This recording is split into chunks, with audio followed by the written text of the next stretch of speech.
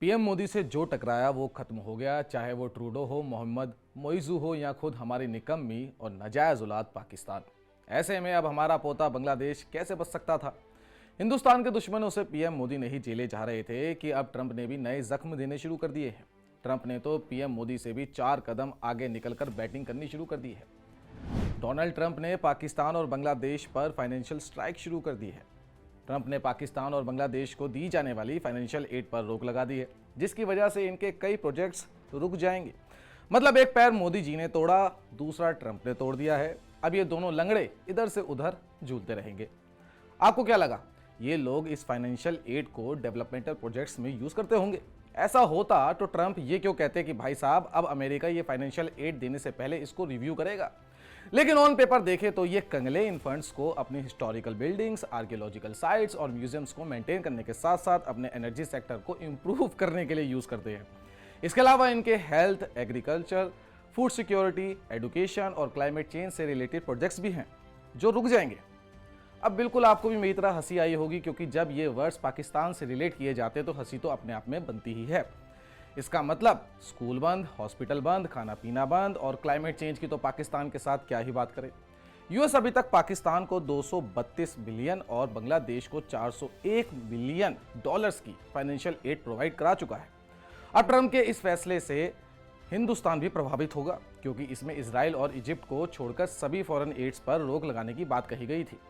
लेकिन समझिए, ये मोदी जी हैं जिन्हें ट्रंप खुद टोटल किलर कहते हैं। इन दोनों की केमिस्ट्री हाउडी मोदी और नमस्ते ट्रंप जैसे इवेंट्स में पूरी दुनिया ने देखी थी। अब ध्यान से सुनिएगा, ये सारी फॉरेन एड्स भारत में अलग अलग एनजीओस के थ्रू आती हैं और बाद में इसी पैसे का इस्तेमाल so called CAA protest, farmer protest जैसी एंटी नेशनल एक्टिविटीज को बढ़ावा देने के लिए किया जाता है। अब सोचिए, जब ये फॉरेन एड्स बंद हो जाएंगी तो भारत विरोधी लोगों का गला घुटना तो तय है। जहां सभी देशों ने अपने इलीगल इमिग्रेंट्स को अपने देश में आने से मना कर दिया, वहीं हम लोगों ने खुलकर कहा अमेरिका से कि अगर ऐसा कुछ है तो हम अपने देशवासियों को खुले दिल से एक्सेप्ट करेंगे। साथ ही इन दोनों की फोन पर बात भी हुई है, जिसके बाद फरवरी में पीएम मोदी यूएस विजिट भी करेंगे। भले ही इंडिया को हाई टैरिफ इंपोजिशन की वजह से अपनी पॉलिसी को एडजस्ट करना पड़े, लेकिन चाइना को काउंटर करने के लिए यूएस और इंडिया का डिफेंस कॉपरेशन आने वाले टाइम में एक्सपेंड जरूर करेगा। 2016 में यूएस ने इंडिया को मेजर डिफेंस पार्टनर डेजिग्नेट किया था, जिसके अंडर दोनों देशों ने अपनी डिफेंस सेल्स को बढ़ाने के लिए लेमोआ, कोमकासा और आईएसए जैसे कॉपरेशन एग्रीमेंट साइन भी किए थे।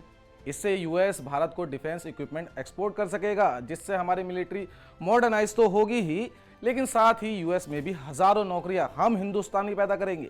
मोटा मोटा कहें तो बांग्लादेश और पाकिस्तान केवल भीख मांगने के लिए पैदा हुए हैं। इनके पास भीख मांगने के अलावा कोई दूसरा काम नहीं है। वहीं अमेरिका का कोई फायदा नहीं करा सकते। वहीं देखिए, ट्रंप प्रेसिडेंट बनने से पहले एक बिजनेसमैन है। वहीं पीएम मोदी भी बीइंग अ गुजराती एक हार्ड बार्गेनर है, जिसे खुद डोनाल्ड ट्रंप भी मानते हैं। आपको याद होगा, जब चाइना, टर्की और भारत ने रूस से S-400 air defence missile system खरीदे थे, तब भी ट्रंप ने चाइना और तुर्की पर काटसा सैंक्शंस लगा दिए थे, लेकिन इंडिया पर नहीं लगाया था। साथ ही भारत को ईरान से कच्चा तेल भी खरीदने दिया था। ऐसे में आप क्या सोचते हैं, आगे जाके क्या इंडिया यूएस की पॉलिसी रहने वाली है? हमें कमेंट सेक्शन में जरूर बताइएगा। ऐसी ही और तमाम खबरों को जानने के लिए देखते रहिए आयोन भारत। सब्सक्राइब करना ना भूलिए, लाइक करना भी ना भूलिएगा।